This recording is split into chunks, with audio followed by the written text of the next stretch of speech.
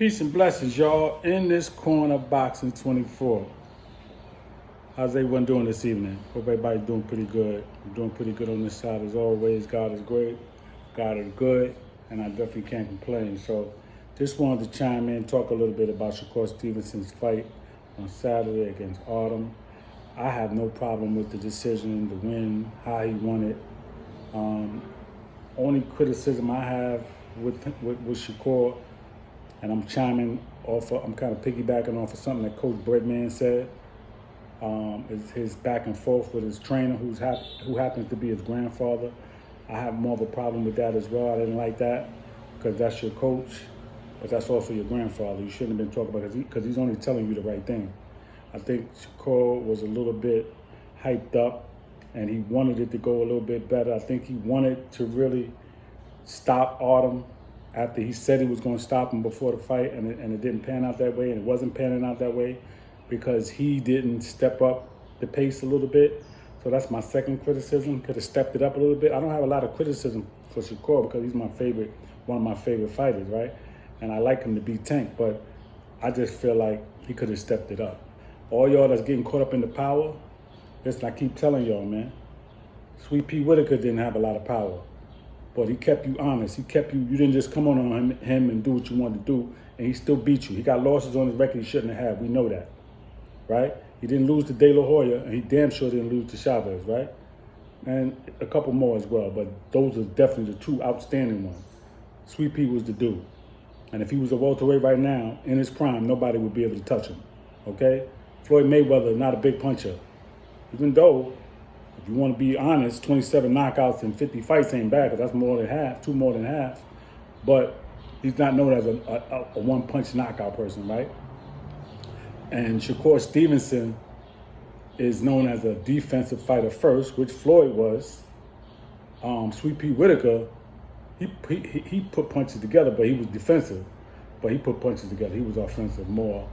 Floyd Mayweather was defensive, but Pretty Boy was offensive. See, that's what I'm saying. People get it twisted. Pretty Boy was offensive. When he became Money Mayweather, he became more defensive. He was already defensive. That's his foundation, but he was offensive in the Olympics. He was offensive as Pretty Boy Floyd, right? So I can't compare Shakur to him because he was way more offensive, right? But Shakur is offensive as well. Again, look at Oscar Valdez.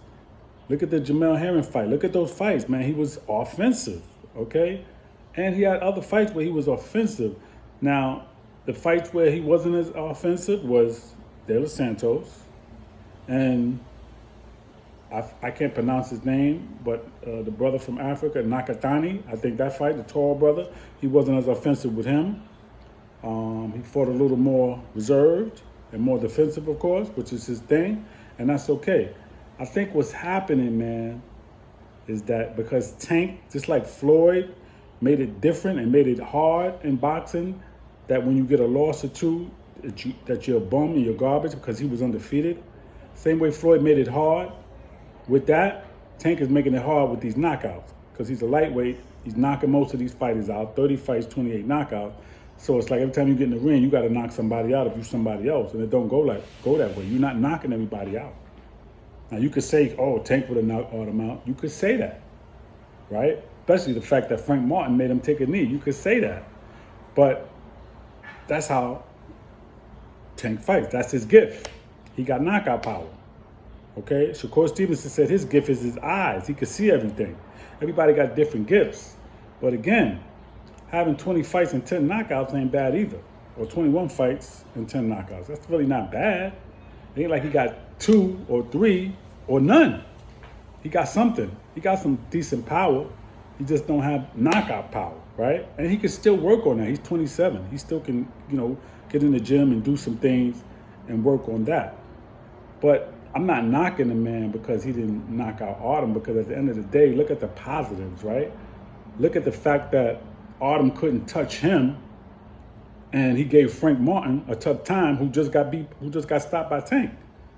Like, Frank made him take a knee, but before that, he was giving him fits. But look, he couldn't even touch Shakur. So you got to look at that as well. You got to look at both sides, the A side, the B side, the negative as opposed to the positive. There was more positives in the fight for me.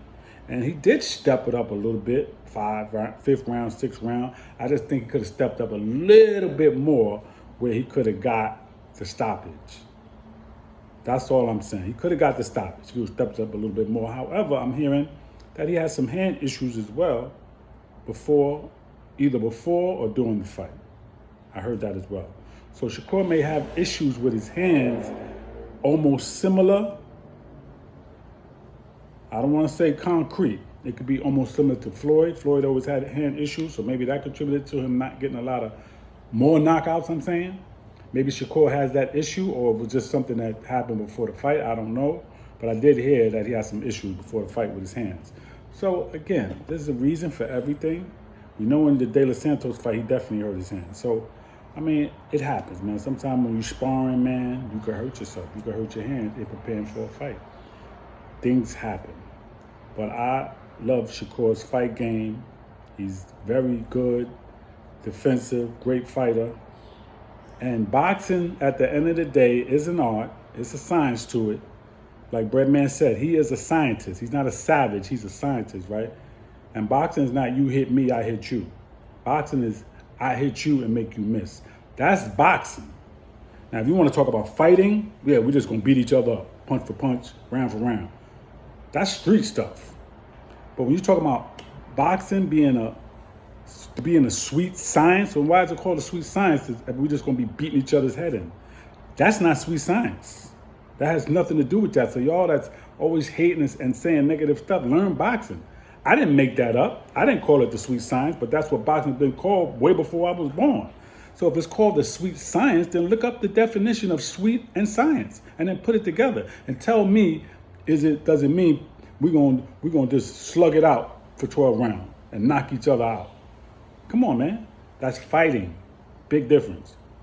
Shakur Stevenson is a scientist in that ring. He knows what the sweet science is all about. Tank is a scientist as well, but he's a scientist with power. And he goes for that knockout. Shakur's not really going for it. He just wants to beat you down. Devin Haney's not really going for it. He just wants to beat you down. Sweet Pea Whitaker didn't really go for it. He just wanted to outclass you, outbox you. Floyd Mayweather, the same thing. Again, when it became money weight, because when he was Pretty Boy, he was trying to get you up out of there. So let's not get it twisted. Let's stop saying things that's not true. And if you don't believe what I'm saying, go back and watch his fights before De La Hoya, and you'll see what I'm talking about. That's because that's when he had most of the knockouts, right? Because he ended with 27, so obviously he had most of those knockouts before that time. Anyway, of course Stevenson got that win, and I hope that he can get Tank in the ring sooner than later, and I hope we get that fight.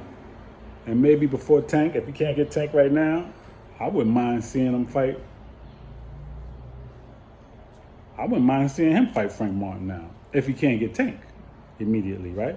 And let's see how that plays out. But I definitely want to see Tank, and I hope it happens this year before this year is out.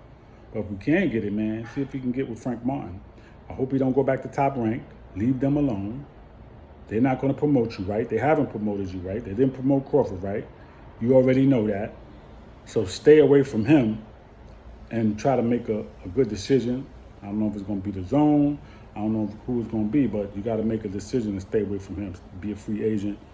Do your thing. Make some smart moves and take your career to the next level. You're only 27. You got a lot of time. Not even in your prime yet. You know what I'm saying? So your body's not even all the way. You know, you still got some things that you got to touch on with your body, with your muscles, with your movement and all that. Still young, man. So you still got a lot you can do, Shakur. All right? Peace and blessings, y'all. In this corner, Boxing 24. Please subscribe to the page. Please leave your comments. Let me know how you feel. Peace.